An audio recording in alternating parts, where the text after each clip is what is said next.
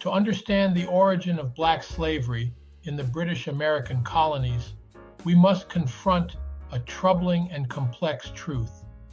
This system of exploitation was not inevitable. The character of the people enslaved did not preordain it, nor was it rooted in any inherent logic of labor or law. Instead, it arose from volitional choices shaped by circumstances, profit motives, and the widespread corruption of colonial America's government that would profoundly mark the course of human history. When the earliest settlers of colonial Virginia began their search for a labor force, they turned not to Africans, but to white servants from England, Scotland, and Ireland. These indentured servants, bound for a time, not a lifetime, were initially preferred for the labor-intensive tobacco fields. It wasn't the African ancestry of any people that drew these settlers toward slavery. Nothing about tobacco cultivation demanded black bodies, and no peculiar trait of Africans predetermined their enslavement. Neither could British common law explain what was to come. The settlers carried with them no legal concept of slave, as we understand it today.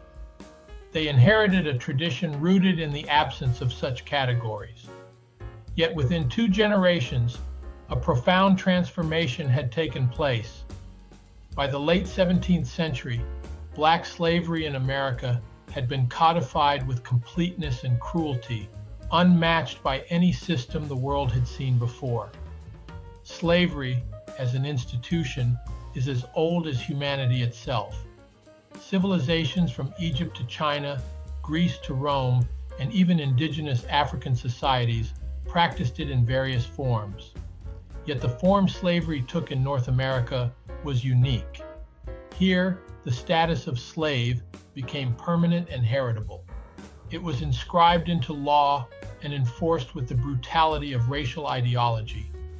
How, then, did this particular system emerge?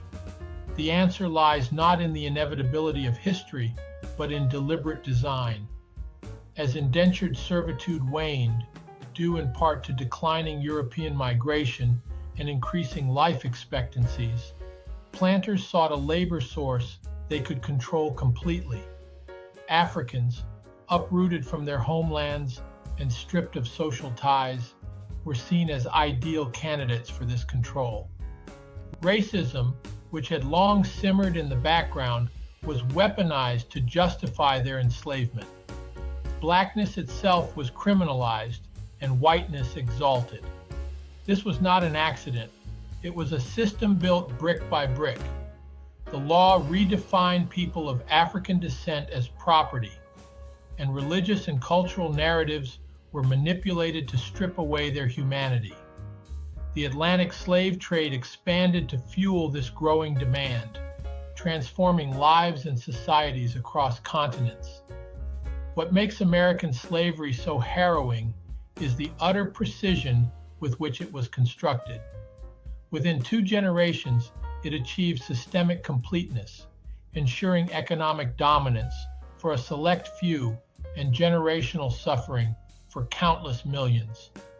It was an institution designed to perpetuate itself, a machine of oppression that seared racial divisions into the fabric of American life. So, let us be clear. The origins of black slavery in the British colonies were neither natural nor inevitable. They were the result of human decisions, driven by greed and cemented by the purposeful dehumanization of an entire people.